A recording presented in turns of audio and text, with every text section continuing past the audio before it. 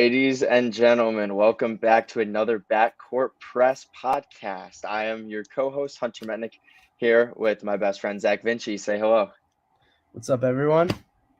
It's good to be back. We're trying to be a little more consistent than we have been in the previous couple months. So this is our second one in a week. Good for us. We're actually doing this. I We know, just had our right? season recap previously, and now we are on to tomorrow night's big event, the NBA draft that everyone's been waiting for. It's the beginning of the offseason. We talked about the trades that have already happened and trade rumors and all that good stuff in the last podcast. So if you are interested in any of that, go check that one out.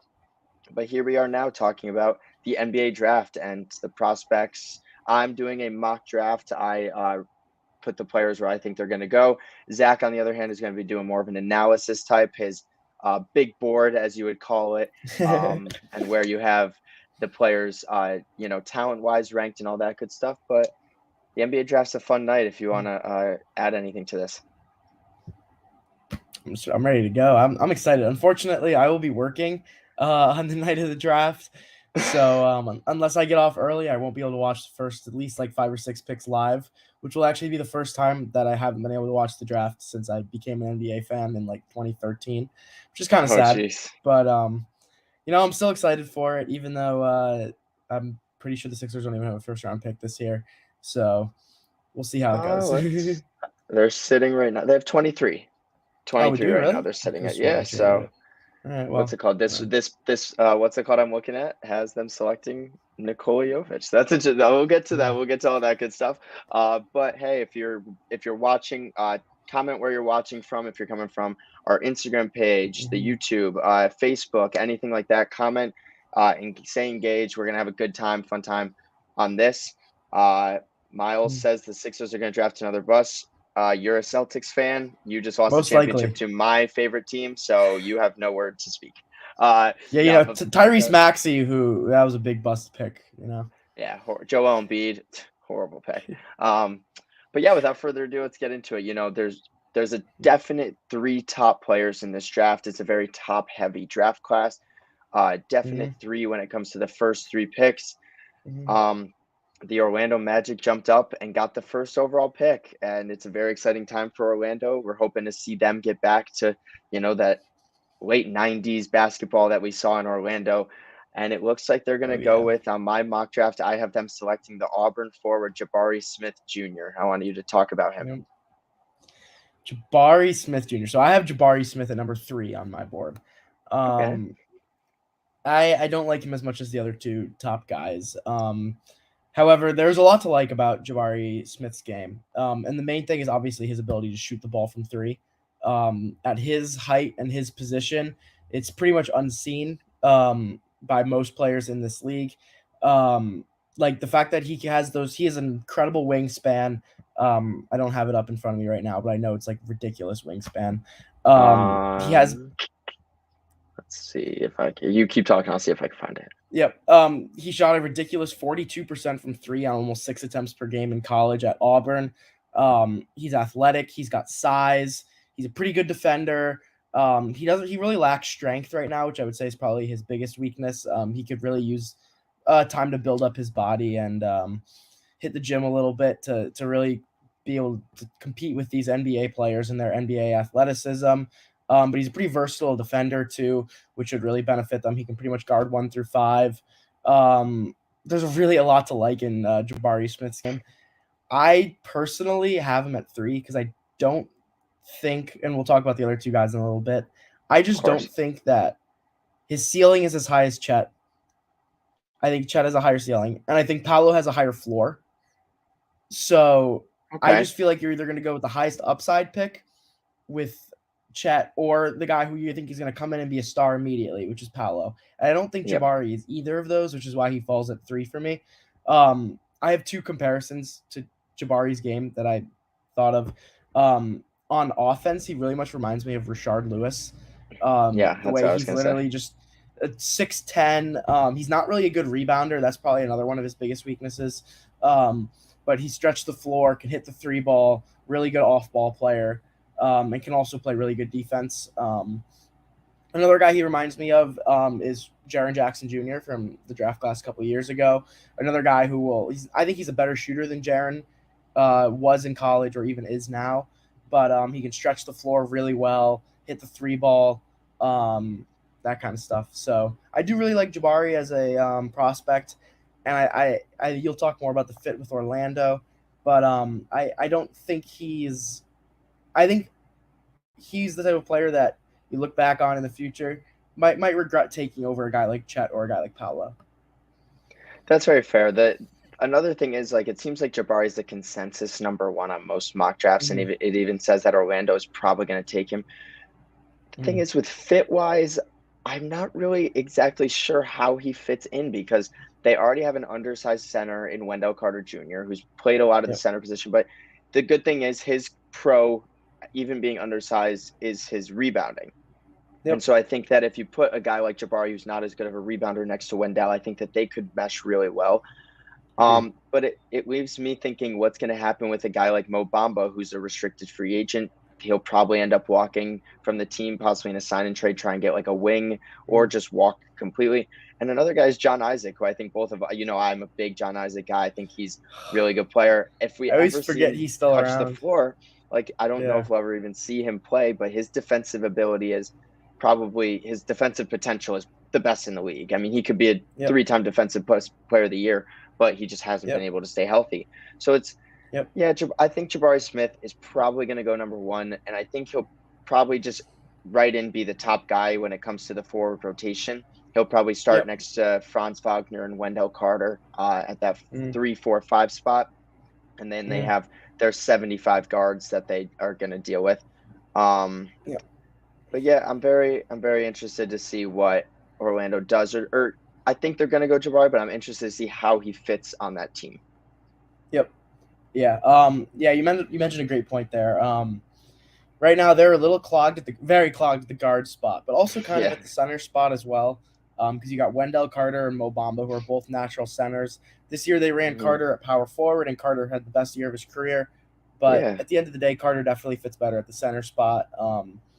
But playing a power forward gave him a shot to improve his playmaking. So we'll see if he can keep that when he switches back to center. Hopefully, I think that's what would work best for the Magic. I think Bamba might have better upside, but Carter's definitely the more proven player, and I think they should just run with that as of now. I think And I so think too. Jabari and Carter would be a better fit than Jabari and Bamba would be. So if they are Yeah. going to go with Jabari the first pick, like you and everyone else seems to think, I think they should probably stick with Wendell Carter. Yeah. No, So I completely agree. that would leave them with a lineup potential starting lineup next year of Cole Anthony, Jalen Suggs, Franz Wagner, Jabari Smith, and Wendell Carter, which is a very strong young lineup. Yeah. So we'll And see. then you have good players off the bench, even say they like John Isaac comes back healthy, you'll have him. Mm-hmm. You'll have Markel Fultz coming back from injury if he can make a big part in the offense coming Yep. back. You have a lot of like the good thing what I like about the Magic is they're going to have a lot of projects and a lot of players that have uncertain futures. But if you're going to have uncertain Yep. futures, it's good to have a starting five of young guys that you can trust, and then have those Yep. uncertain guys come off the bench and not have as big of a role in the offense or defense if you're guarding Fultz or Yeah, Isaac. and when you have that many young guys, at least one of them's going to be good, right? You can Yeah. assume you get at least hopefully knock out one superstar or two superstars or a couple superstars, a couple stars. You got so Hmm. many young high prospect guys. Eventually, one of them's got to land. We'll Yeah, see if that's we saw Jabari. Franz Wagner play incredible last year when he I got good love Franz minutes and stuff. Wagner. So I'm very, very excited to see how he turns out, and hopefully he'll take the role as the top guy because I know you weren't a big fan of Cole Anthony coming out of the draft. Jalen Suggs had a very questionable rookie season. So when it comes Yep. to that guard play and who's going to have the ball, I hope Franz Wagner really takes that role this year.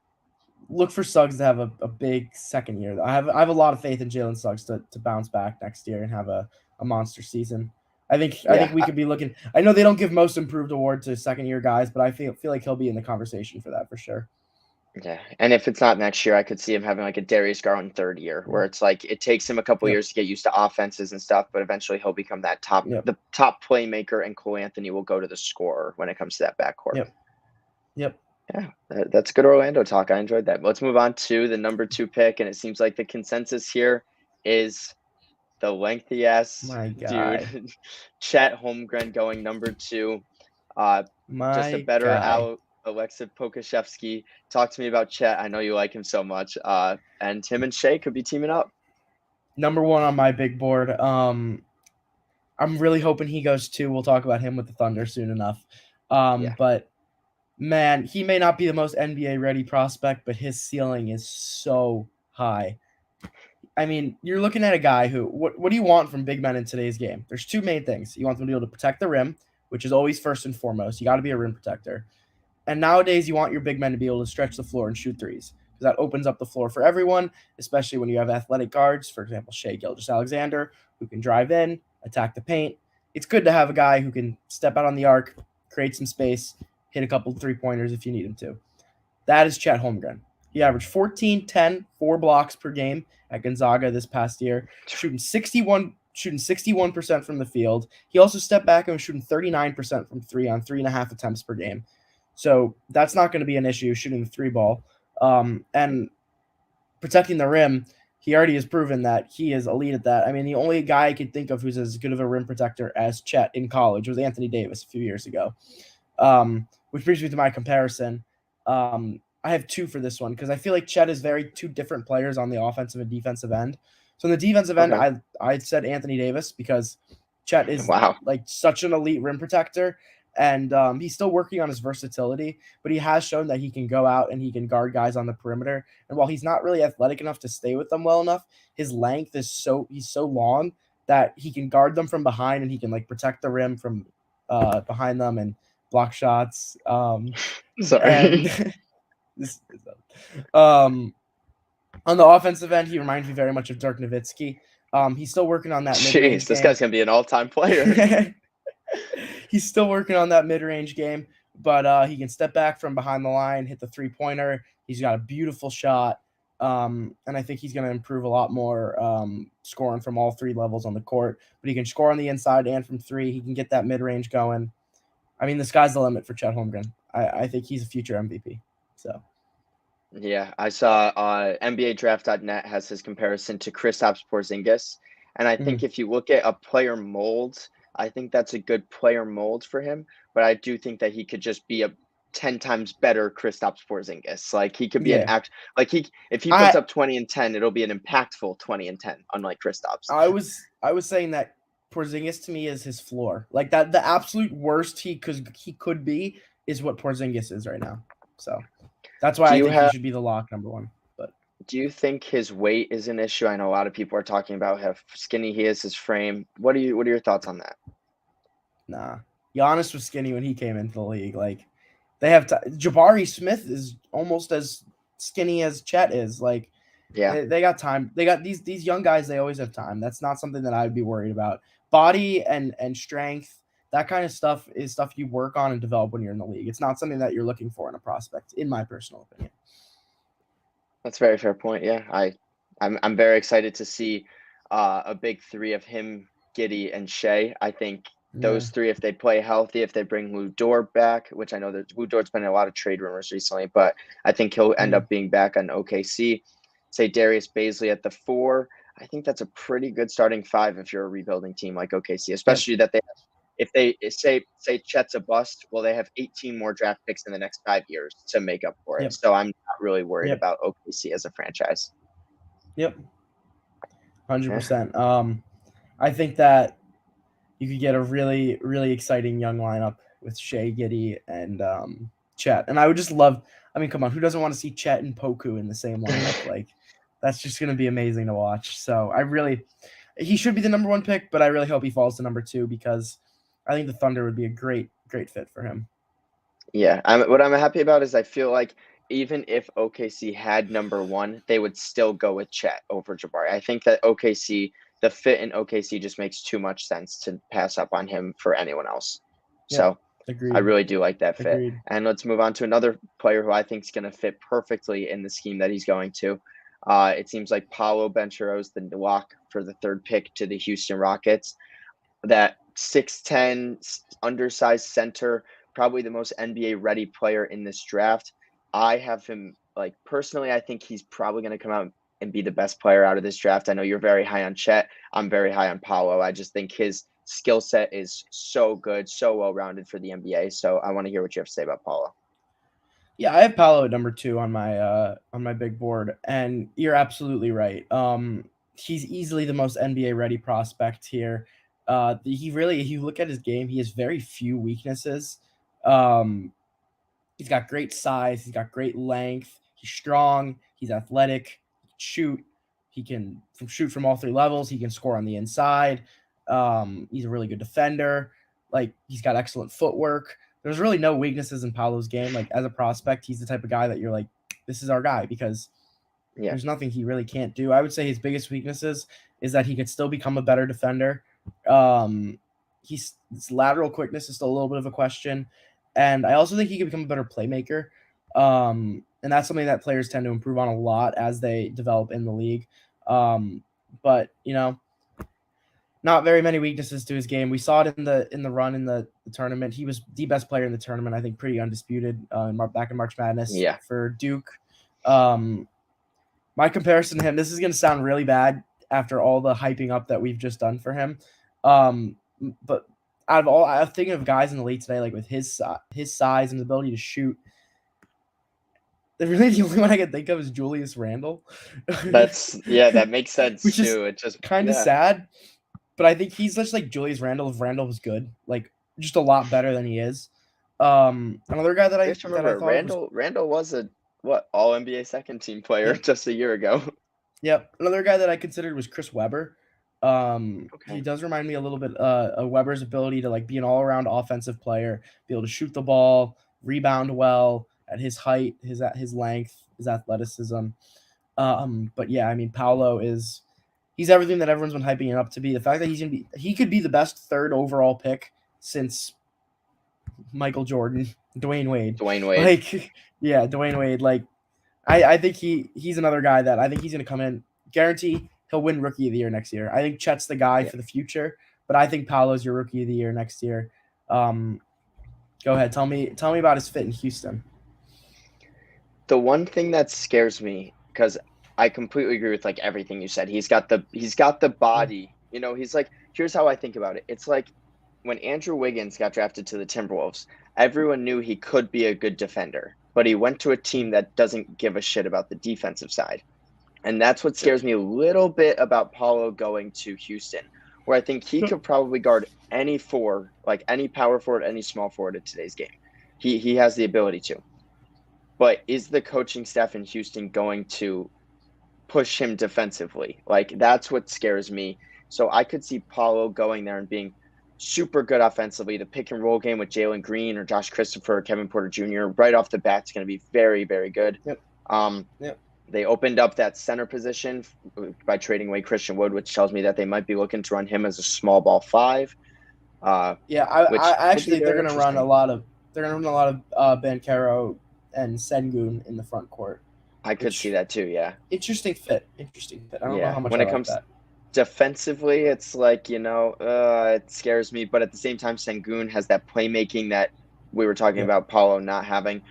But yeah, that's the only thing that really scares me about the fit. But otherwise, if we look at just raw talent, putting raw talent on the court, I think it's at 3, you take whoever it is that Houston or that OKC and the Magic don't take. You don't need a Jaden Ivey guard. Like you don't need that with Josh Green or Jalen Green. Sorry. But I think the Paolo fit is the best fit. I just hope that they push him defensively, unlike what we've seen in the past with franchises that aren't winning games. Yep, 100%. Yeah, I mean that's all the Houston talk we got. That's all I got. So now, this is probably the most questionable pick in the draft. Honestly, if I look at the entire draft and everything, what are the Kings gonna do? I'm very interested to see. Hopefully, I've been really hoping for this, that the New York Knicks will trade up. They'll give up like quickly and a couple picks and trade up to 4 to take Ivy. But if the Sacramento Kings decide to sit at 4, the player I have them taking, which it's a toss-up. There was a couple of different players that really like sparked me when it came to this pick. But what I thought about was it seems like the past 2 years with the Kings, they've gone with the best available player. They went Tyrese Halliburton, who wasn't a great fit, but he was the best available player. And then they went Yep. Davion Mitchell, who was once again just the best player at that time. I think this year they go for fit. And I think you get a scoring shooting guard next to De'Aaron Fox. I have them selecting Shaedon Sharpe, which is a very interesting pick, but Okay. I think that that's the direction that I would go if I was the Kings. Okay. Yeah, I have Shaedon Sharpe at 9 on my big board. Okay. We just haven't seen him play. That's the thing, right?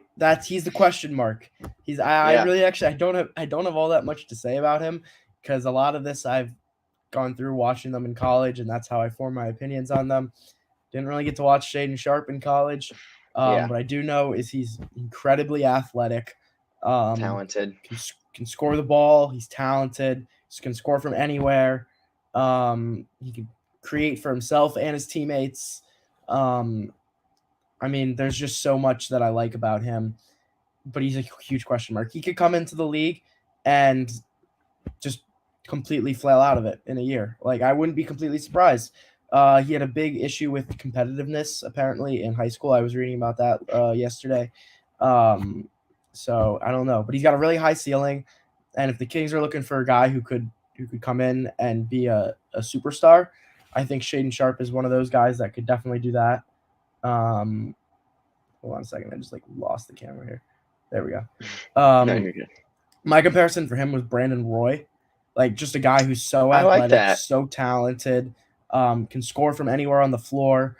But Brandon Roy's question mark was his injuries. So we'll see if it's the same with Sharpe. We'll see if he's as good as his talent is. But I think, yeah, you talk more about the Kings and why you think they should take Sharpe. Yeah. Yoni says if he is such a question mark player, why would he potentially go so high in the draft? I think it's just potential. Like that you're just the what if about if he is that good and we don't take him, we're going to be missing out in 3 years when he's a potential all-star player. And it's like that when you're looking at the Kings and how much that they've just disappointed their franchise recently, like I feel like Kings fans would look back 3 years on this draft and Shaedon Sharpe's a very, very talented player. And they say, why didn't we take him just because he missed college? And it's like, I know you talked about the competitiveness, from high school, that was a big issue. But if you think about it, like that's high school to now 2 years later. So it's like, that's such a hard thing to judge is like where a player's mentality is. But at the same time, if you're getting picked 4th overall and you haven't played in a year, I feel like that motive is so big. Like you have to be wanting to play basketball and wanting to win games, especially if you went to Kentucky. He got into a place like Kentucky. So if Kentucky didn't think his work ethic was that bad enough to not take him, I trust that the Kings can take that chance on a guy like that. You know what I mean? Yeah, but absolutely. I mean, also I see where you're coming from. When you're a franchise that's missed the playoffs the last 16 years, at this point you're just trying to find anything that might be a potential superstar because okay. It depends on what you classify Boogie Cousins as, but he really only had like a 2 or 3 year prime because they really haven't had a superstar since Chris Webber. So it's been a while. They could use that I guy. completely agree. And I've seen a lot of Jaden Ivey in mock drafts going to Sacramento. God, please don't do it, Sacramento. Just don't take another explosive guard to try and put him and try and fit him next to De'Aaron Fox. I would be so angry if I saw Jaden Ivey end up getting picked by Sacramento. He said the other day that he would be fine with it. He said he sees no downside he in has getting drafted by You Sacramento. have to say that. You have to say that because when you're going 4th or 5th, that's what you have to say. But God, I just really, really hope that Sacramento doesn't take him because I just don't see that fit working. Another undersized guard. The fit that I do like, though, moving on, is Jaden Ivey going next to Cade Cunningham in Detroit, which is what I have him going. And I think that backcourt could be ridiculous in about 2 years. So talk to me about Jaden Ivey because you probably have him on your 4th on your big board. I have him 4. Yeah. Yep. He's kind of in the middle. I feel like between the top 3 and everybody else. I feel like he's the clear number 4, but I wouldn't put him on the same level as that top 3. which is why I could totally see Sacramento taking him, just because like he's the best player available at that point, no questions about it. Yeah. But you're right, Detroit could be a good fit for him. He's super explosive. Can play the point guard or the shooting guard, and is also a pretty good two-way player as well, which you don't really see normally from those like explosive Yeah. type guards. But I mean, he can shoot, he can score, he's can jump out of the gym, which anyone who watched him at Purdue this past year would know that. And so fun to watch. And he's a pretty smart player too, which I always like to see. High basketball IQ. He only turned the ball over about 2 times per game with as many minutes as he was playing is pretty impressive. But really, the biggest issue with his game is what was I just gonna say? Oh, it was his efficiency in college. Yeah. He there were times when he'd go on a cold shooting stretch and he would just miss everything. So that could be an issue for teams, but I think the talent is just right there, and there's really no other weaknesses to his game. He's a good playmaker, scorer, defender, and he's so fun to watch. He's got that type of like Ja Morant, Donovan Mitchell. My comparison with Yep. Zach LaVine. Those are the type of guys they sell tickets. They're the type of guys you want to go watch play. And for a team like Sacramento or a team like Detroit, who could really sell some tickets, I mean, Jaden Ivey is their guy because he's going to be the type of guy that everyone wants to watch. Everyone wants to see them play. I said LaVine as my comparison, but any of those other guys I think works too. So yeah, tell me why do you like them so much in Detroit? I just think if you can have a back, it's like putting a lesser Luka Doncic and Cade Cunningham playing with a lesser Ja Morant and Jaden Ivey. Like that's the backcourt that I envision with this guy. And if Detroit has the opportunity to do that, you have to do it in a heartbeat. I think it makes too much sense to put these guys. You've solidified your backcourt in 2 straight drafts for the future, like 100% solidified it. I don't see either of them being busts. That's the good part about it. Like I don't think Ivey's going to be a bust because I think that they'll give him enough time. Like Killian Hayes, for example, they gave him like 1 to 2 years and then said, yeah, no, you're going to the bench pretty much. Like your efficiency is not good enough for us. I think you bring Jaden Ivey and you give him 2 years to develop. He becomes a good slasher right off the bat, and he can learn to play without the ball in his hands next to a guy like Cade Cunningham. I just think if Detroit takes them, they have their backcourt, they have good front court pieces in Isaiah Stewart, they have Sadiq Bey, and they have money, which is huge. When you look at this upcoming free agency class, they have just money to get.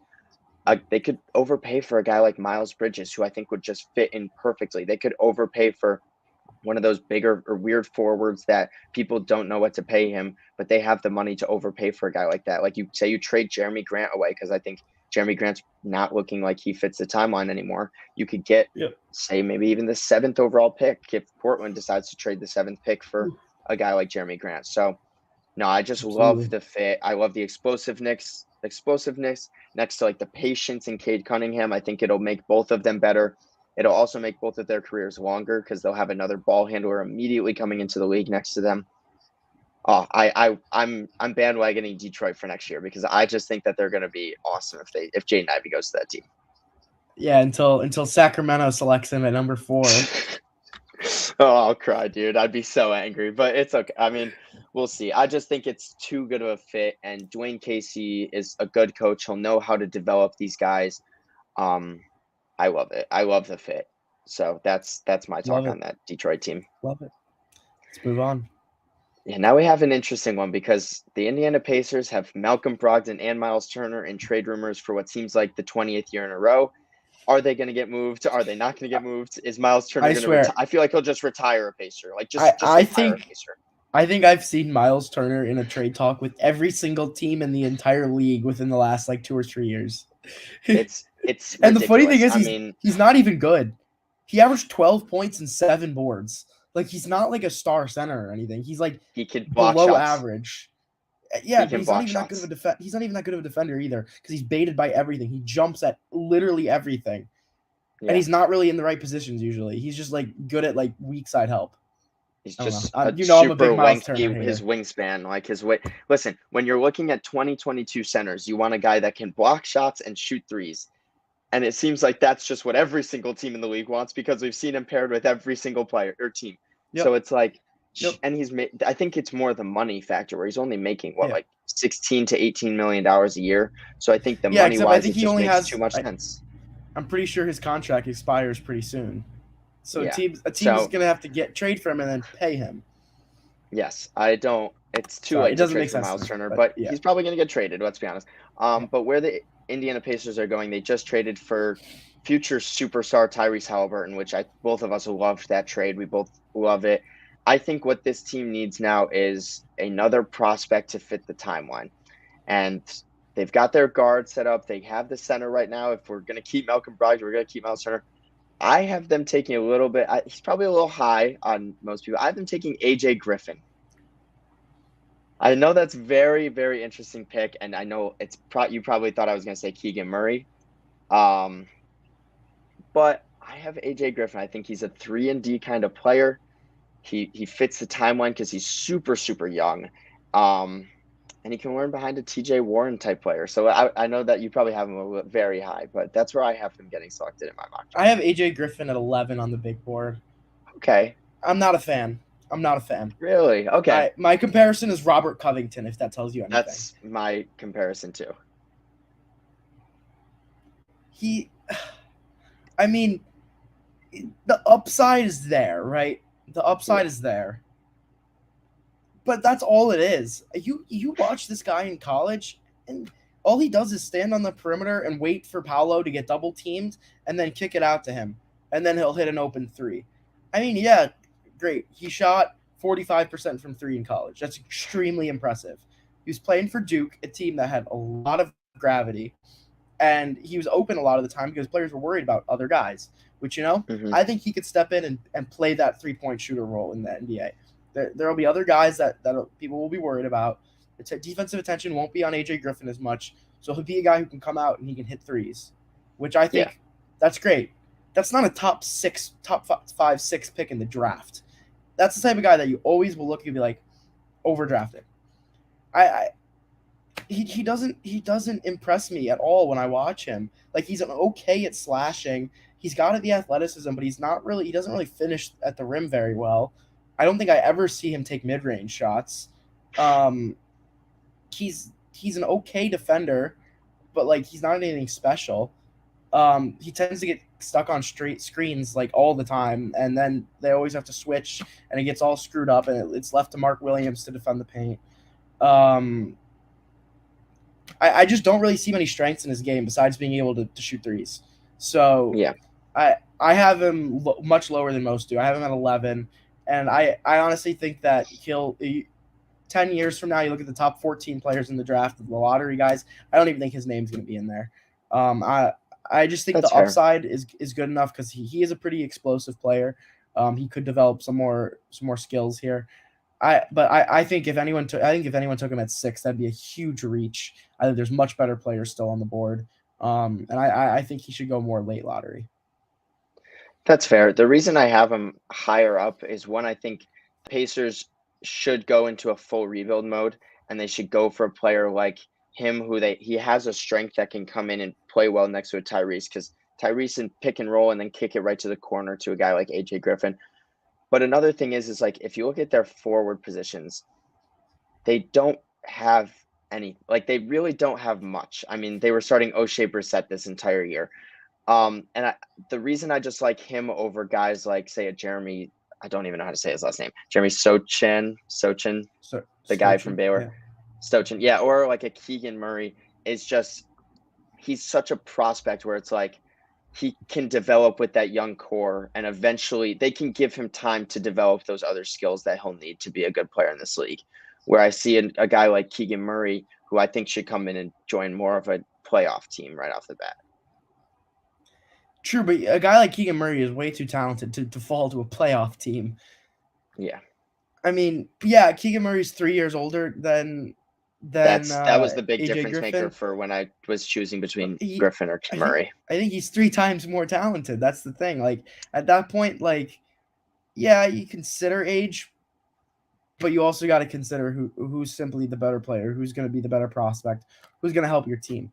I think Keegan Murray is a far better prospect than AJ Griffin is. So if I'm Indiana, I think Keegan Murray is the pick, especially if Yeah, he's I still on look the at board. this I think pick he'll be like gone by then. I think Murray goes 4 to the Kings that personally. was one I saw a But lot, which I could definitely see. It just I actually have Murray next, going to Portland at 7. okay, If they don't trade this pick, I just think it's a very good fit.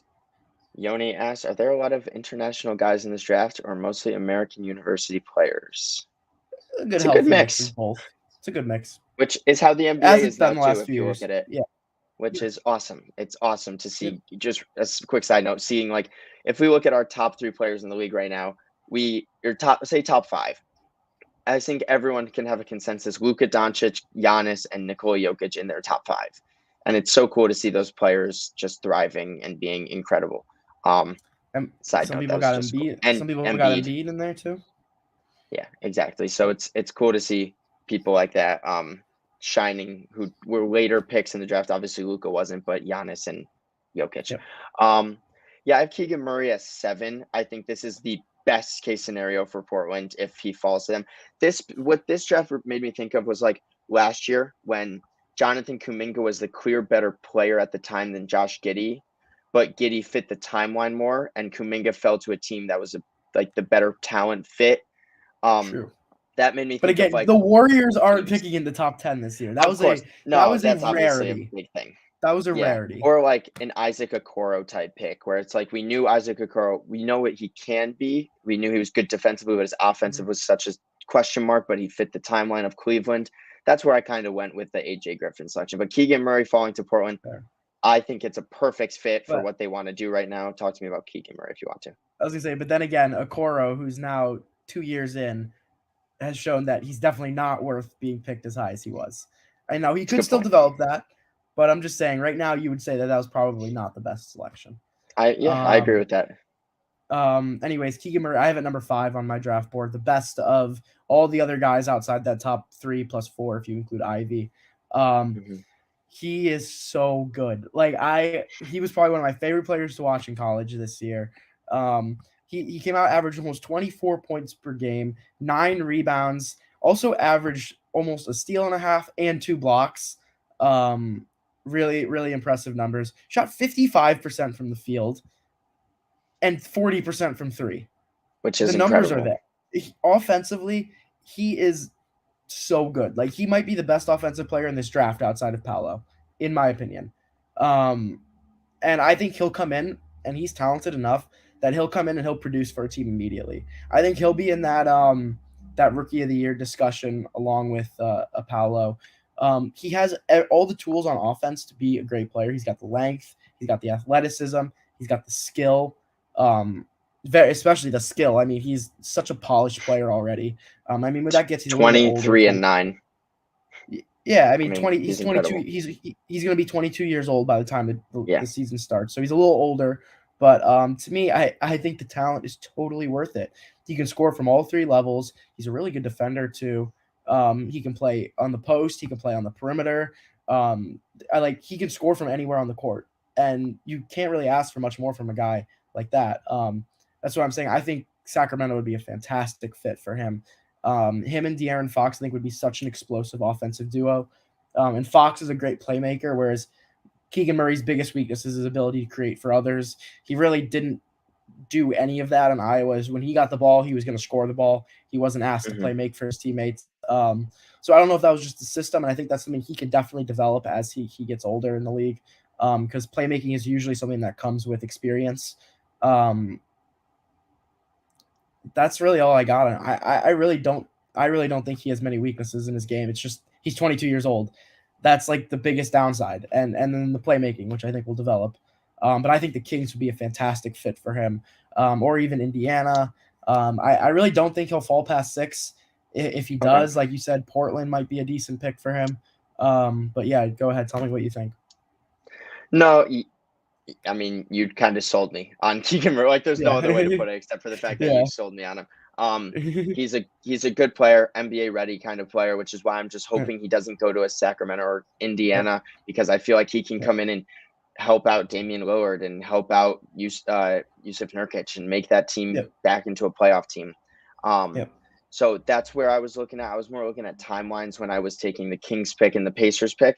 Um, and I Hmm. think if he ends up falling to 7 to Portland, it'd be a perfect fit. Like I don't see Yeah. a better fit with him and Nas Little being the forwards of a team. I think it's great. Yeah. The one thing I want to point out about timelines is I definitely agree with what you're saying about Indiana, who's a rebuilding team. I don't think Sacramento gives a shit about timelines. I think Sacramento just No, wants to make the playoffs. They just want to make the it's a very playoffs. good point. And you see a guy averaging 24 points per game out of college who's a great prospect and he's going to come in and produce immediately in the league. I feel like that's going to be very hard to pass up for a Yeah, team that just desperately wants to see postseason basketball. So that's why that's what I would say is probably going to happen. But you could definitely be right. I think Sharp could also go there, and I think Ivy could go there. That's probably to me the yeah. most interesting pick of the draft right now is what the Kings do at That's 4 I have because no it could go idea. so many I different said directions. Sharp because I was just like, are they gonna take a bust? Like, are they Yeah. are they gonna take Keegan Murray? And like, I honestly, knowing are they gonna take a random dude that we haven't heard of? Like, knowing Sacramento, I think I'd agree with you. They'll probably pick Sharp because he's the least proven of the three, so he'll end up being the yeah, bust. And then it's just the Kings being the Kings, like always. yeah, And then Murray and Ivy will fall to the next 2 picks and be superstars. probably. I could see it Anyways, 100%. before we move on, I had my player comparison was Michael Porter Jr., I who love is it. just a great scorer, tall, 6'10", can score from all 3 levels. I think Murray's already a better defender than Porter is, but I think Porter's a little bit of a better playmaker, so I could see Yeah, that. what's it? Draft board of our earlier predictions. I was the only one that made a mock draft, but I can kind of tell where Zach would be going. So if we're Yeah. going top 5, we both had Jabari going 1, Chet Yep. going 2, Paulo going 3. I had Sharp going 4. Zach has Keegan Murray going Keegan 4. Murray. Yep. I had 5, Jaden Ivey Both of 5 us have to Ivy at Detroit, 5. Yeah, which both of I us have think would Ivy at 5. be Yep. awesome. And now Yep. we go to my favorite pick in the draft, actually, Number the New 8, Orleans Pelicans. Pelicans. I think that they go with a guard to put next to CJ McCollum, who's known for his defense, and you let CJ run a point guard position. Dyson Daniels. I I think it's a perfect 100% fit. agree. 100% agree. I have him at 6 on my board, right behind Ivy and Murray. I have him ahead of Sharp actually because I had Sharp down at 9. I love Dyson Daniels. Gotcha. I actually, I actually think he's going to go to Indiana at 6. I don't even think he's going to be That there was for the where I was. That's where Pelicans. I was So yeah, if we're choosing going to between. continue my personal mock draft, I probably got Murray 4, Ivy 5, and I think Daniels will go 6 to Indiana. Um, this is a guy I really like. And funny enough, my player comparison for him, I have him going Indiana. My player comparison was actually Malcolm Brogdon, That's um, funny. which is currently the Pacers point guard who I think they end up trading. But he's a great combo guard. He can play point guard or shooting guard, which is kind of like Halliburton too. I mean, you get a backcourt where both guys are point guards and shooting guards. I think that can work really well. As long as it's But not De'Aaron Fox. yeah, exactly. Anyone except for But him. I mean, Fox isn't really a combo guard. Fox is a pure point No, guard. yeah. So that's why I think Daniels and Halliburton are both point guard, shooting guard. But I mean, he's a great defender, as you said, really good on the defensive end of the floor. But he's also really good on offense as well. He's really good on the fast break, and he's really good at playmaking for his teammates and giving them open looks. Um, he's got a pretty nice jumper as well, and he's really good in the pick and roll.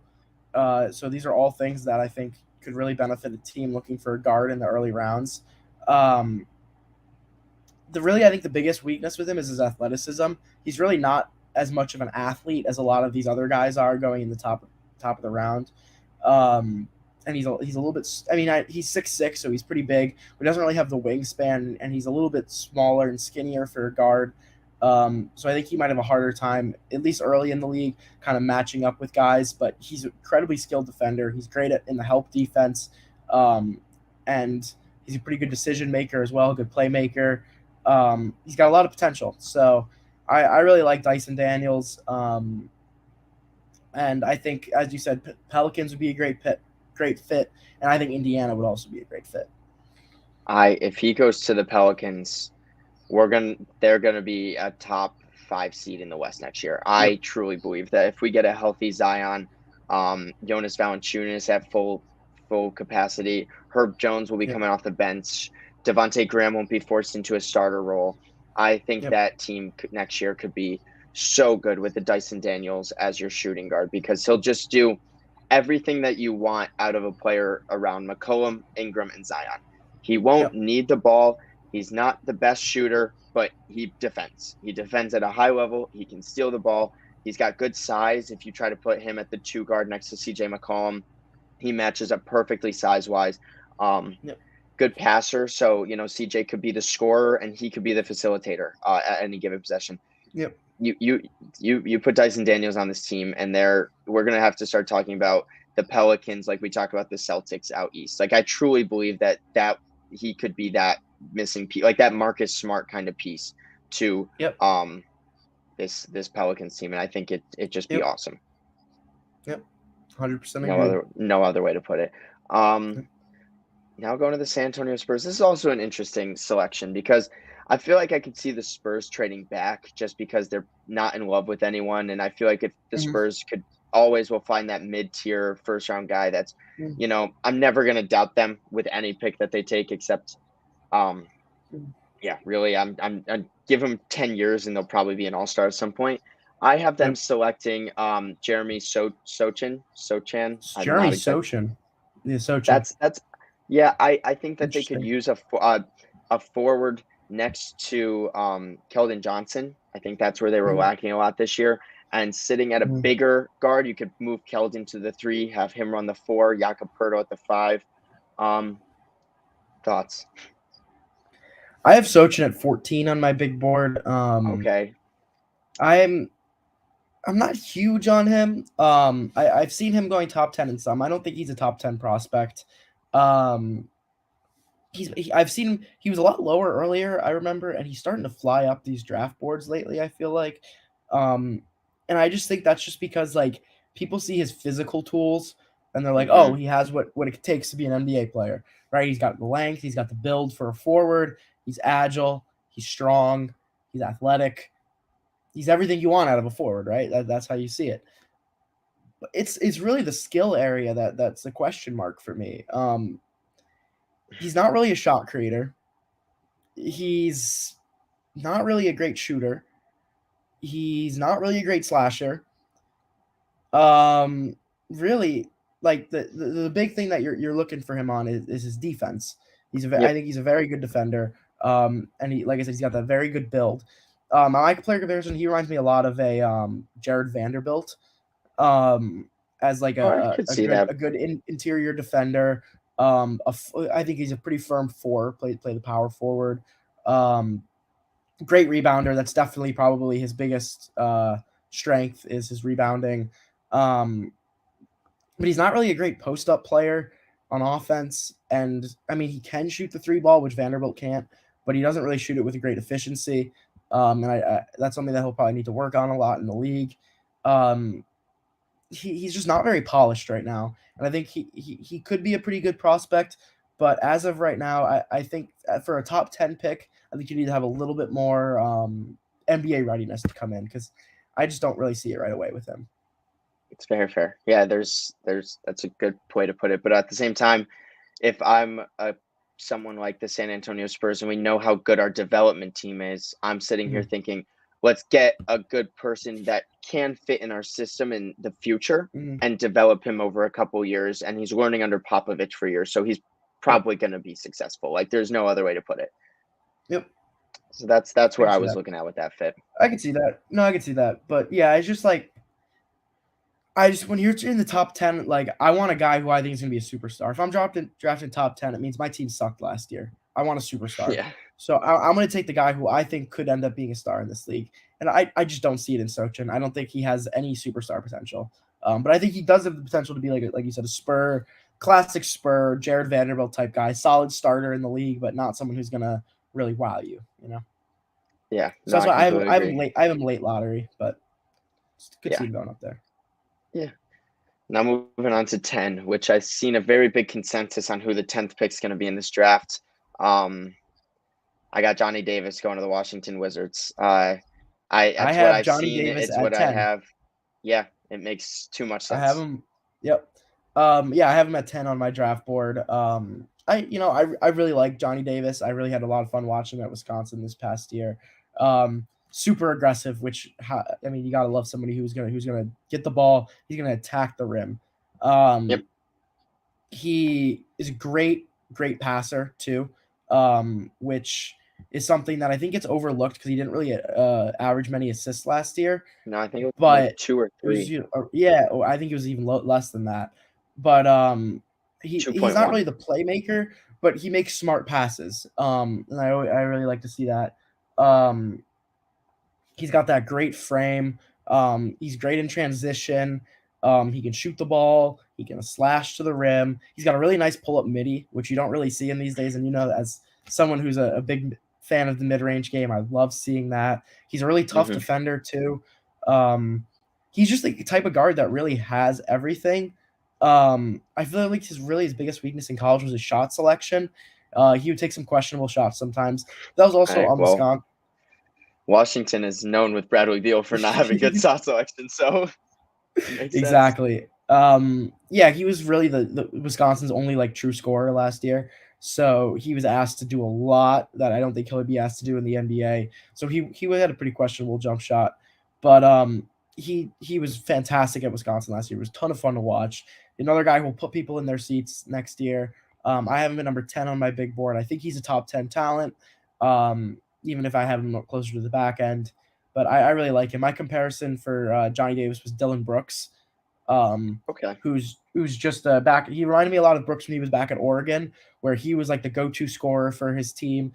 Really good on both ends of the floor. Questionable shot selection at times, which something Brooks has continued into the league with. But I really much see Johnny Davis taking on that role as a starting two guard. I think he he played a lot of point guard in college, but I think he's more of an NBA two, and I think he'll take on that spot in the league and be an effective two-way player. Yeah, that's the one thing that scares me about this Washington fit. I know a lot of people have seen it, but like who's gonna run the point guard then? And I could Mm-hmm. possibly see them trying to force Johnny Davis to be the starting point guard of like the Mm-hmm. Washington Wizards for the future, which I don't hate. I'm not a fan of it, but I also don't hate it because it's like who else are they gonna start at the point guard position if it's not him? Like, are you gonna let Denny Avdia run the point guard and let Johnny Davis be that scorer next to him? It's like probably not. So Yeah. I'm interested to see how the fit is, but I do like Johnny Davis as a player, and I think he's exciting, and I think that's what Washington needs. They just made that trade for Kristaps. They technically still have Bradley Beal, even though we'll see if he ends up staying or going, or maybe they'll have Yep. Tyler Hero as their starting shooting guard next year. Who knows? Yep. But I'm very interested. I think it's the best fit and best player available kind of thing for the Wizards, and that's what you should go with right now. Yep. I can see that. Yeah, and now we move on to the New York Knicks, where I said I have my prediction, and then I have in parentheses, or they trade up for Ivy at 4. Um, I'd love to see it. I think That's New what they York should do. would love to see it. It's what they should do. But it's New York, so they probably won't because they'll get Kyrie, KD, and Zion, but they actually Mm-hmm. won't get any of them. I have them taking Benedict Mathurin with the 11th pick in the draft. Talk to me about him. I think that's the best fit. So I have Benedict Mathurin at 8 on my big board. I really like him I as a and prospect. Yeah, I think he will go top 10. I I don't know. could see Maybe it. I see him as a top 10 talent. If I'm a team picking in the top 10, you look at Mathurin and you're like, this is a guy who could be a superstar someday. So that's the type of guy that I would be looking for as a NBA GM. But what you love about his game is that he is a fantastic shooter.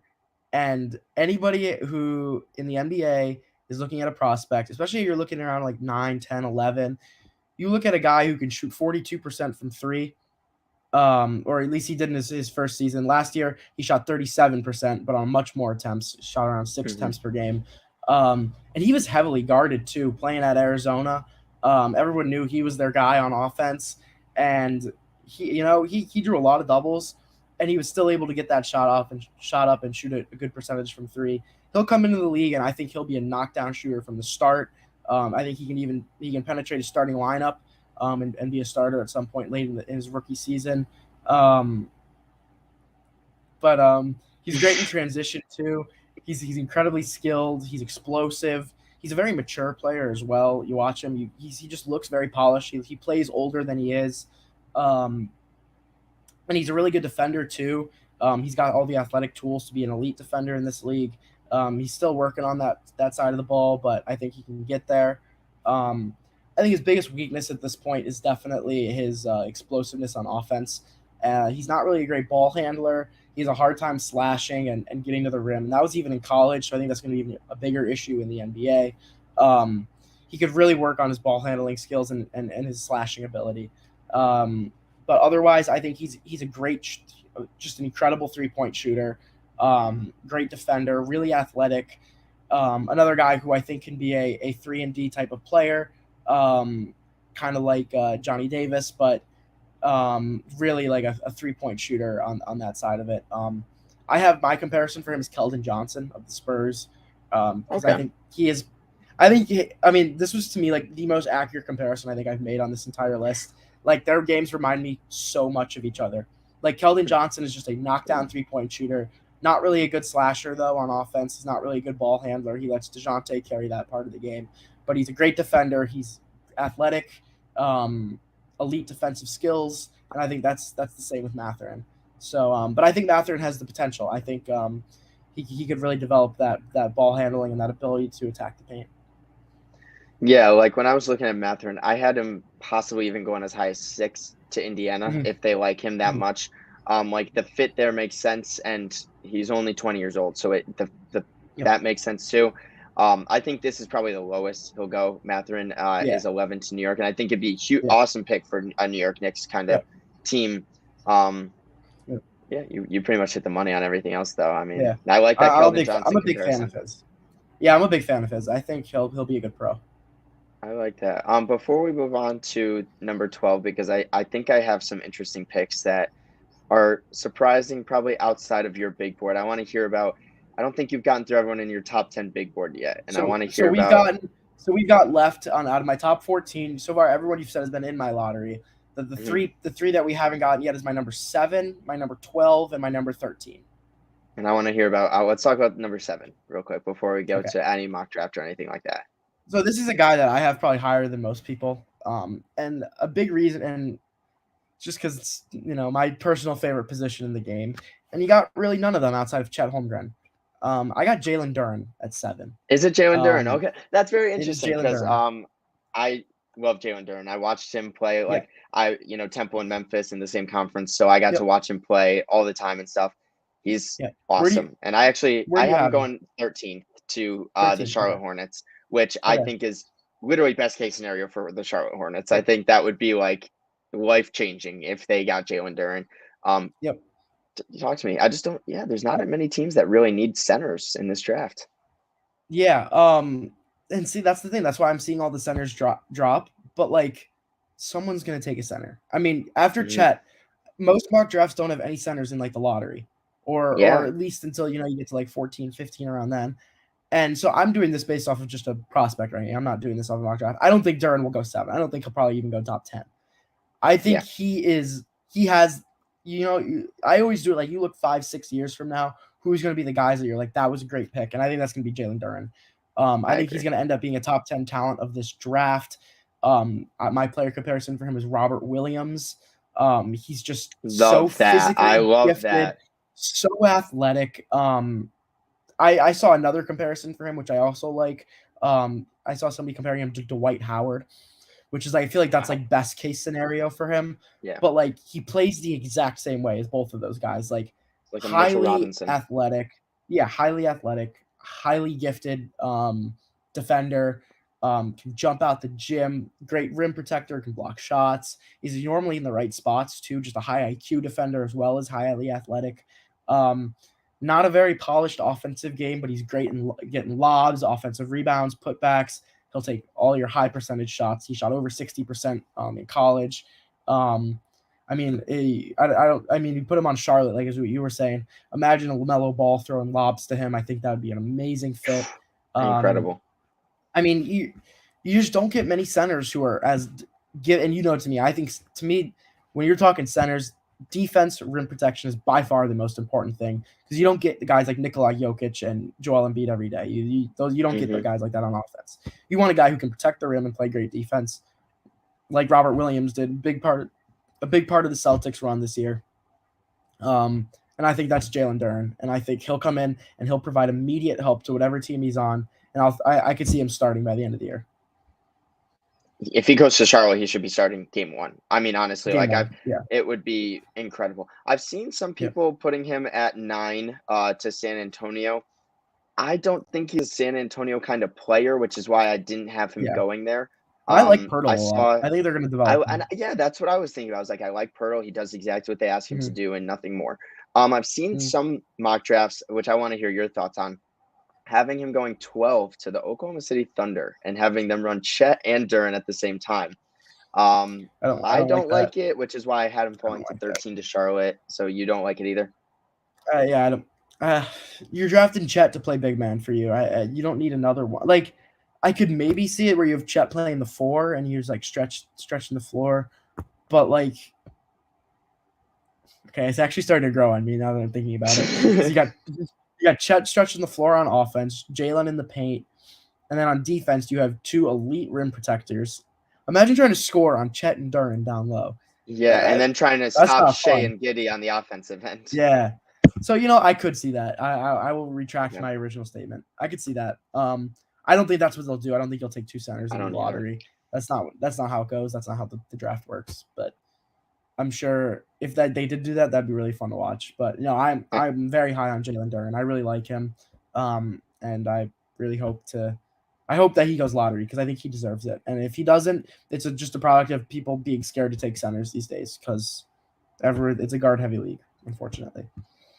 Yeah, like I know, like Minnesota or Chicago has the 18th pick, and if he falls to a team like Chicago, that he would be Mm-hmm. awesome with Vucevic.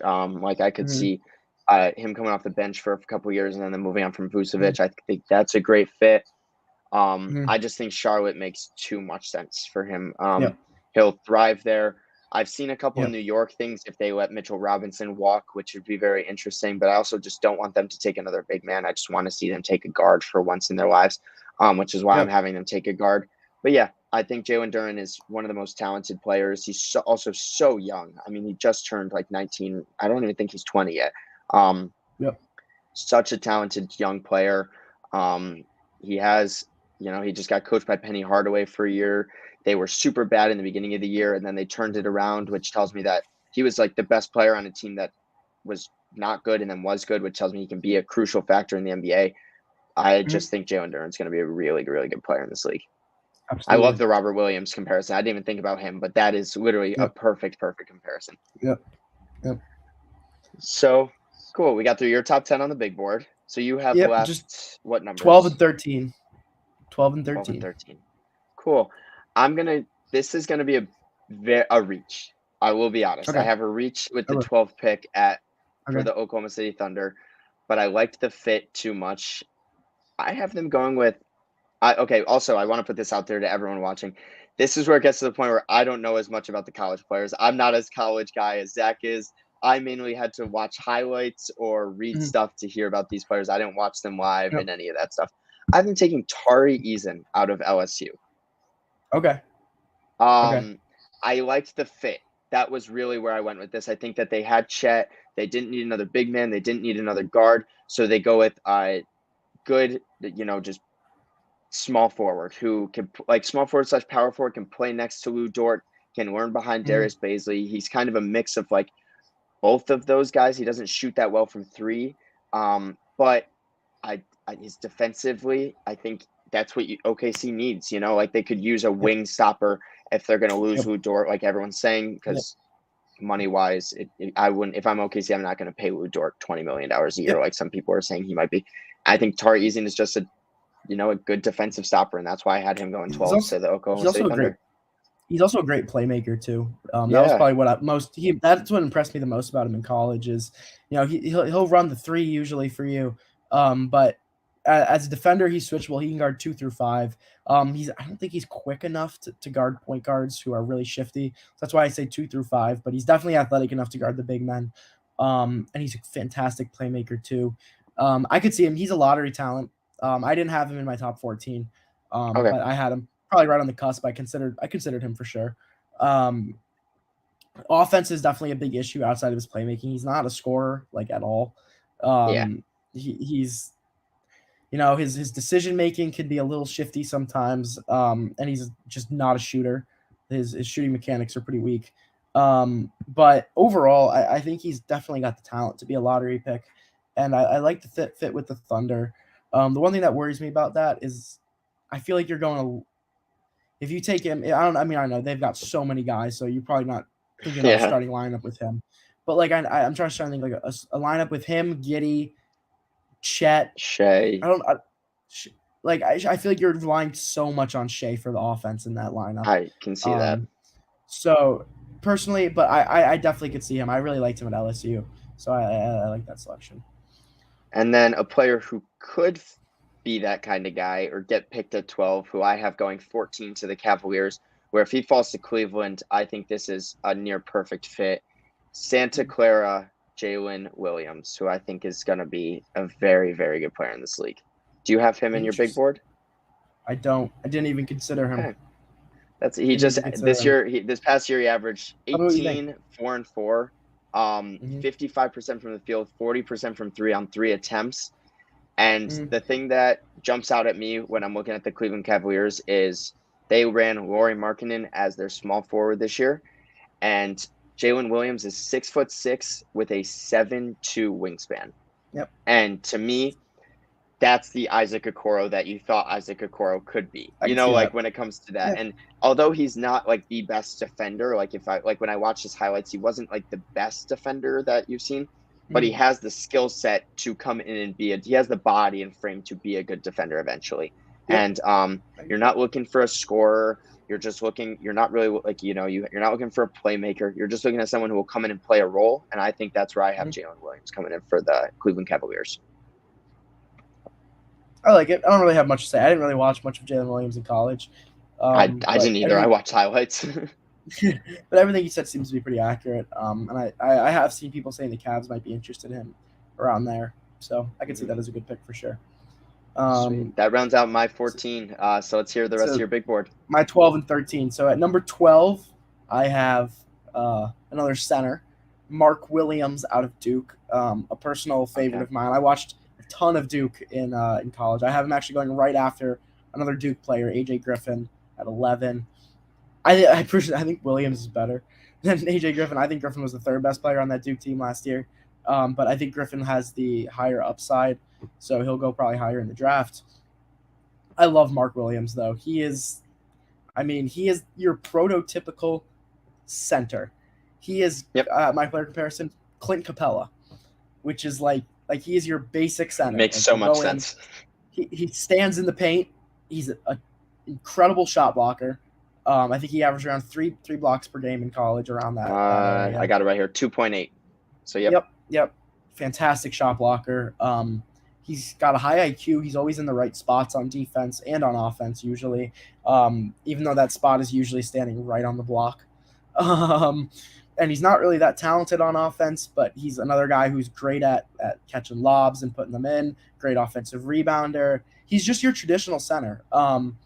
And I think that he has a ton of upside as a Clint Capella type of guy. And when you're looking at the late lottery, a guy who's going to come in and I think be a very startable center over the next few years. He reminds me a little bit of Onyeka Okongwu, who the Hawks took a couple of years ago in the top 10. It's a mix of Okongwu on defense and Clint Capella on offense. Yeah, and I think Williams might be even better than Okongwu was coming out of college. I've seen him pretty much going in the 14 to 16 range in like every single mock draft I've looked at. So he'll be right on the cusp of that lottery. I think he'll go after Duren. So he'll probably be the third center selected after Chet and Duren. So you probably won't get. I don't know if you'll get 3 centers selected in the lottery, so you could see him coming just outside of it. But I think in the end he'll end up being a lottery talent, top 14 player in this class. The thing I've seen about him and Duren is I've seen rumors about Minnesota at 19 possibly taking a guy like him and sliding Karl-Anthony Towns over to run the 4 spot for the future, which is very interesting to think about. Maybe the next part of Cat's future is to run the 4, because I think we all see him as a 4, but Minnesota's always run him at a 5. Yep. I think it's interesting thoughts. Yeah, for sure. I've also seen a team, I think 13. Like Chicago. I could see Chicago taking him. I think they have like the 17th or I think his 18th pick, right around 18. there. Yep. Yeah. If he ends up falling to 18, I don't know if he will. I think that could be a really good selection for them. Why bother trading all that for Rudy Gobert when you can take a guy like Mark Williams, who I think could end up being a Gobert type player in this league. Yeah. So my number 13 then was, I was a little hesitant on this guy because I haven't had the best luck with the French in previous drafts. I don't know if Yep. you all know, Killian Hayes, I had at number 2 in his draft class. So I got Ousmane Dieng at number Interesting. 13, Okay. who is a very high ceiling, low floor type of player where he could 100% be out of the league after his rookie year. And I honestly think that could be a very realistic scenario. But his upside is high enough that, I could see a team taking a chance on him in the lottery. He's I had 2 player comparisons for him. One of them was Kyle Anderson, and one of them is Denny Avdia. Slow-mo. Yeah, because he's not really athletic, but he's a point forward, which is kind of like both Denny and Kyle Anderson are at times, where they can control the pace of the game, be a really good playmaker. He has like a really point guard skill set.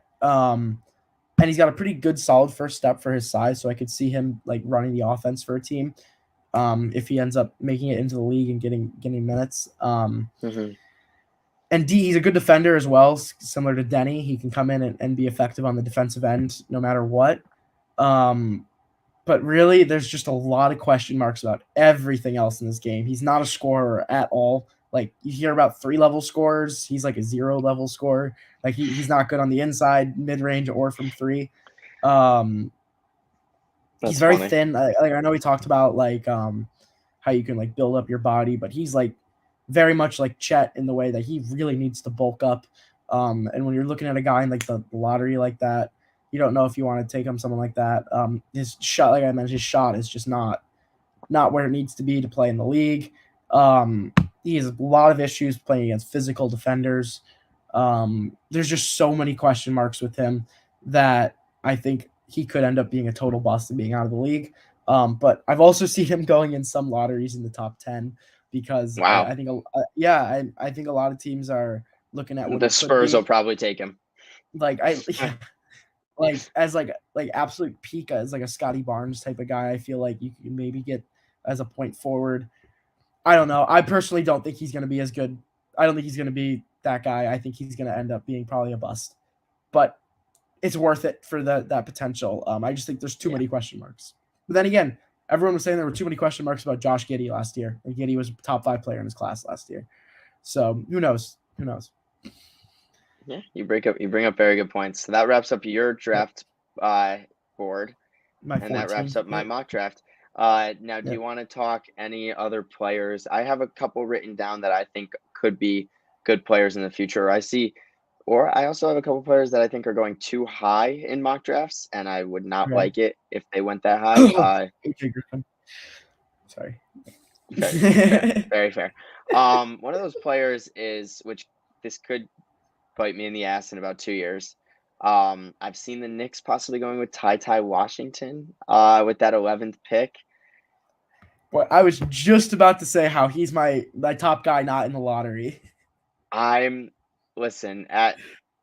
don't know. I don't know what to think just because I just don't know. I don't know what to think if the Knicks take him. Talk to me about Ty Washington. Go ahead. Well, he's great size. He's an excellent shooter. He's a great scorer. He can play point guard. He can play shooting guard. He's a really good passer, really good playmaking. I mean, I think he had a game I remember last year. I don't remember who he was playing against, but where he had like north of 15 assists in a game. So he can really pass the ball like that. Shoots 35% from 3, which isn't great, but in college that's pretty solid, especially shooting around 4 attempts per game. He's clutch. He's great at getting buckets when he needs. So I don't remember any specifics, but I just late game scenarios. I remember watching him on Kentucky. He was the guy taking the last shot for them. He's young. He's got good athleticism. He has injury issues. I know he's dealt with ankle issues, which is something probably the reason I had him right outside the lottery, because you don't really want a guy who's injury prone, especially when you're taking a guy for the future. And I think he could work on his defense a little bit. But when it comes to point guards, defense is probably my least concerning thing. He's a little bit older for his class. He's already 20. He'll be around 21 by the time it starts. But in the end, I think that he's the type of guy that you pick in the middle of the first round, and I think that's a great selection because he can come in and he has the potential to be a starting point guard. He's a great passer. He's a great scorer. You can't ask for much more out of a point guard in the NBA. Honestly, reconsidering it, I'd probably put him over Zhang into the lottery. But there's just so many guards ahead of him, and I think there's not going to be enough teams taking guards in the lottery for him to go. But I really like Ty Washington. He was one of my two guys that I had as like my honorable mentions outside my top 14. It's fair. If a team like I'm looking at teams, if a team like the Pelicans or the Knicks or the Wizards, they somehow trade down to try and get more future assets because say they're not in love with whoever's available, I could see those three teams possibly looking to get Ty Washington. But yeah, you hit it on the money once again with talking about him. I think he's just a good passer, and you'll really see that come to play in the NBA as long as he's given the minutes that he should get. I'm looking at mid teams, maybe like a Houston to try and get more guard play if Kevin Porter doesn't end up coming back, something like that. I know there's a lot of talks about if D'Lo is going to return to Minnesota, so say Minnesota possibly takes them at 19. What about your Philadelphia 76ers if he even falls that far to 23? I would like that. No, I don't think he'll go that far though. No, I don't think so either. But it's this mock draft has him going Houston to Houston at 17, so that'd be interesting. Yep. Yeah. Another player that I have that's projected to go at the late, like when I say late, like late first round, early second round, who I think could come in and be a good player is Max Christie out of MSU. Okay. Tell me a little bit. He can shoot the ball. He's like, I think of him and I think of like a Quentin Grimes for the New York Knicks this year. Like he can come in, he can shoot the ball, he can play hard defense. Maybe not the best defense, but he can play hard defense. And I think that right there is what people look for in this league. I mean, the player comp that NBA or NBA Draft.net has for him is like an Evan Fournier, and I think that's like perfect. Like, okay. And I think like he has good size, being 6'5", 190 as a shooting guard, and I just think he could come in and shoot the ball well for a team like, I'm seeing him going. The mock draft has him going to Golden State, which is honestly the first reason why I clicked on him. Go right ahead to take. I'd love a Max Christie type player for the Warriors because why not get another Klay Thompson kind of player? So yeah, that's a player that I have late in the second round that I think could be a good player. Absolutely. I liked watching him at Michigan State. I don't have that much analysis on him. You pretty much said it all, but he was fun to watch. Good shooter. My other honorable mention that I had, he won't go lottery. He might not even go first round. And I know you love him too. Got to give some respect to my man Nikola Jovic, who knows, Serbian. man? Who knows? But I think he could be such a good value pick because you know what his biggest question mark is? Athleticism. But what is one thing that we've seen from guys like Luka Doncic, Nikola Jokic, other outstanding European players? Does not matter. When you have the skill and the IQ that a guy like Jovic has, it feels so weird saying Jovic, not Jokic. It doesn't matter. Like the biggest question mark is his first. All I'm seeing is that he doesn't have a quick first step, so it'll be hard for him to beat NBA defenders. Luka Doncic doesn't have a quick first step, and he's beaten NBA defenders every single time. Every time. And now the difference is Luka's built, Jovic isn't. Jovic is like a stick, so he's not quick and he's not strong, which could be a big issue. Which is why he's not going high. But he has all the intangibles, all the skill. I mean, his mid-range jump shot is beautiful. He's a great passer. He's a great shooter. He's so fun to watch. He's like a point forward. He's like Scotty Barnes without the athleticism. I really like. I've seen a couple teams that are interested in him. I would love to see him go to San Antonio. I think they Okay, of have course. they have a late 20s pick, I'm pretty sure. Right, I think they have 2 20 on the picks in dot, this draft. and 20 and 25. Yeah, so they have a couple first round picks. I would love to see them take him at 20 or 25. I could see him falling out of the first round, honestly, but he's Wow. a guy that I'm just keeping my eye on, and I would love to see if he can be what some of these other European guys are. The one team I think would be such a good fit for him is Memphis. I think Memphis would be awesome for him because he doesn't need a quick step to play with guys that have quick steps on the Memphis. Yep. But he could slide right in his skill set, match it. It's like Kyle Anderson, like a Kyle Anderson kind of player, just way more skilled. Yeah. And Yeah. I think that, like, when I'm looking, Memphis has 22 and 29. I think that's the perfect range for a Nikola Jovic type player. Yep. This one has your Philadelphia 76ers taking him. Very interesting stuff. Great. That would be fun. Yeah.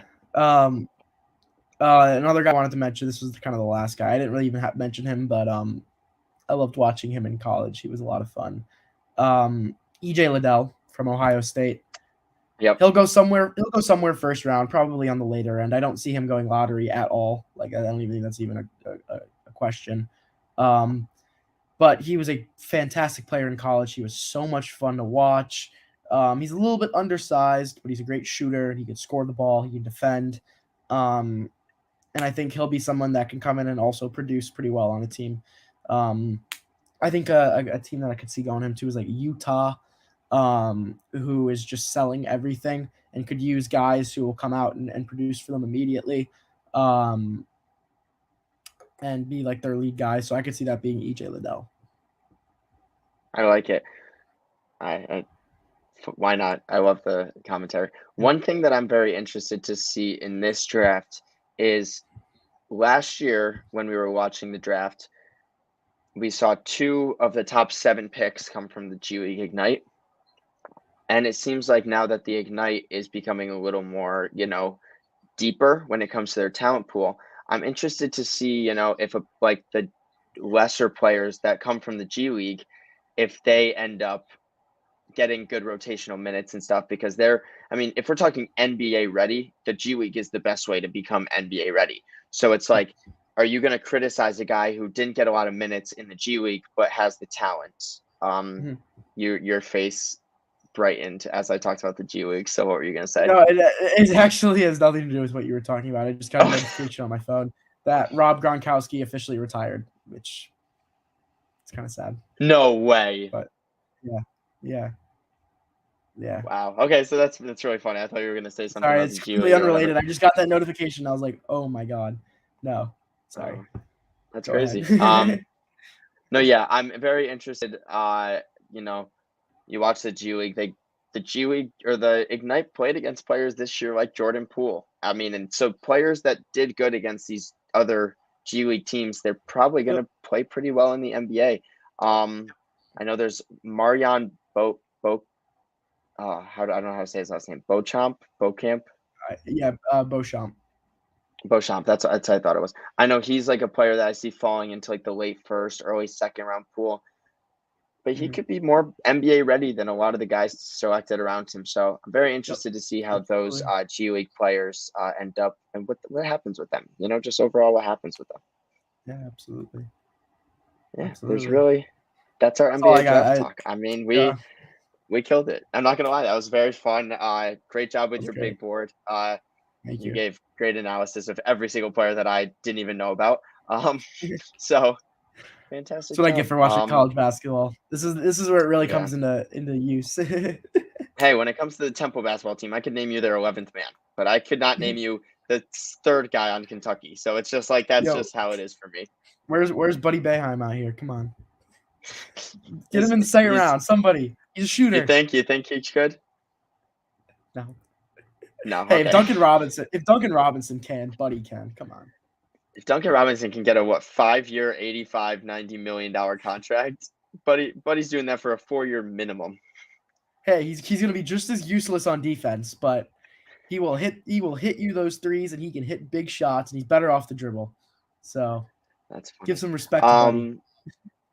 That's funny. Do you see, every NBA draft we see trades. We see all these trades come up and trade rumors that happen tonight and today that we'll see, Utah might trade Rudy Gobert, all these different things. Do you see a blockbuster trade happening in this year's NBA draft? I don't know about blockbuster, but out of all the top 10 teams, I could definitely see Portland trading down. Or just They're trading all the pick away completely? they're all in it to win it this year for Oh some boy. stupid reason that I don't understand. That was what I Um, was gonna want to end the podcast about, was talking about the Trailblazers. So so perfect. yeah, we'll see. I mean, I think you said earlier the Knicks could trade up, and I agree with that. I could definitely see that. I think the Blazers could definitely trade down to try and acquire another asset, especially if like the top guys on their board are all gone. Like say the top three, Ivy, Keegan, and Sharp are all gone. They don't want to take Dyson Daniels because they have Lillard and Simon, so they're like, screw it, we'll trade down. I could see them taking Jalen Duren, honestly. I know they already have Nurkic Okay. there, but I think he'd be a really good pick there because I think they're going to get rid of Nurkic by the end of this year, and I think they're going to develop because I think their experiment this year is going to go terribly. They're going to be terrible, and they're going to blow things up mid-season. I think Duren could be a good I hope so. selection. Yeah, I know you do. I mean, like, it's just like that's what I was thinking about when I was like making my mock draft. I was like, what do I do with the Trailblazers? Like, are they going for win now? Because they decided, Damon CJ is not going to work. So let's have Damon Anthony Simons instead. And it's If like, they could, what are they? How does that make sense? I don't if understand what they're doing. it would be a steal if they could get Keegan Murray at 7, but I don't think he'll be I there for them. So It's just like, I when you're looking at the Portland, like the way that they're built, the fact that they haven't traded Damian Lillard by now is just absurd. Like makes no it sense. doesn't make any sense. Like you traded CJ away. Nurkic is only healthy when Damian Lillard is healthy. Like let's get that out there. Like Nurkic should have a broken leg, but if Dame's playing, Nurkic is playing. And it's like you're trying to keep these guys that don't fit anything else, and I just don't want to see them waste away at Anthony Simons last year averaged what, like 25 and 7 for like a After good Dame. 2 months. Like, Yeah. it wasn't like it was a fluke. Like, we all know Anthony Simons is talented, but the thing with Anthony Simons was he was super talented when he had the ball in his hands. Well, now Yep. Dame's coming back to take the ball, and it's like, what Simon's gonna do? Sit in the corner all day and shoot threes like that?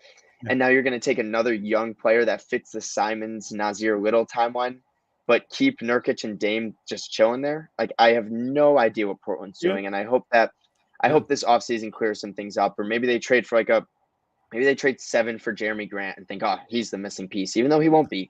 I'd love to. Oh my God, if I saw Detroit trade Jeremy Grant and say Killian Hayes or something for 7, I'd love that for Detroit to get another good player next to them. Get a AJ Griffin. Honestly, take the chance on him and let him learn under Sadiq Bey. Let Killian cook in Portland. Yeah, oh sure, go ahead, just send him somewhere. But yeah, no, I just don't understand Portland at all, and I really don't see it. I I don't to think, me yeah, to me them and Indiana had a very similar year where they both started off like, oh, let's play this season, and then everything just went wrong right at the start. And they were both like, yeah, let's blow it up and let's get a good pick. But then Indiana really blew it up, and Portland was like, well, let's not really blow it up. Let's try to get a yeah, good pick, but keep our best player and like try to rebuild, but also keep our core. And it doesn't make any sense. Like, you're just gonna be no, stuck in mediocrity. Indiana's been stuck in mediocrity for the last 8 years. They're finally rebuilding. It's time for Portland to do the same. So no, yeah, I completely agree. I just want to see Anthony Simons with the ball in his hands, and I want to see Damian Lillard on another team. At hey, this point, there's a reason that the Trailblazers have the most first round exits in NBA history, and it's gonna continue. it's never going to change unless they decide to rebuild. And honestly, Anthony Simons probably just going to follow right in Damian Lillard's footsteps and lose in the first couple rounds again. Like, that's just how it is. And it sucks to say that because Portland has all these good assets that they could get good pieces for. Like, think about if they had traded Dame before his injury last year. Like, his trade value was through the roof. They could have gotten 3 or 4 first round picks from a contending team. They could be walking out of this draft right now with Keegan Murray and Dyson Daniels to put next to Anthony Simons, and say they trade him to the. I was thinking like the Pelicans and Nasir Hart or Nasir Little and Josh Hart. Like that could be like a solid young lineup. Yeah, and you could have the first round picks of the next 3 years of other teams. Follow the James Harden mold that Houston did, and look at Houston's now ending up with Jalen Green and Paolo Banchero, and you're stuck with Damian Lillard at age 30. And OKC has got Josh Giddey, Shea, and probably Chet Holmgren in a couple days. Yeah, and Houston's gonna have Paolo and Jalen. Indiana's got Halliburton, and they're probably gonna pick up another guy like Daniels or Murray. And Orlando got all of that stuff from Evan Fournier, Aaron Gordon, and Vucevic, and now they're ending with the first pick. Detroit could have Cade and Ivy, but yet these other teams, like the Pelicans, I love that they sit 8 right now, and they could get a Dyson Daniels guy because they're with Zion, they're a contending team. Like I truly believe that. But it's like you look at the other mid-tier teams. It's like we know the Spurs are going to be the Spurs every year, and let's let DeJounte Murray just thrive and leave it at that. But then you look at Portland and Washington, and I'm like, what are you guys doing? Like, just what is your plan right now? And I don't see it. I don't see it. Before we end off this fantastic hour and a half long podcast, first off, thank you, being the draft analysis guy. Fantastic job.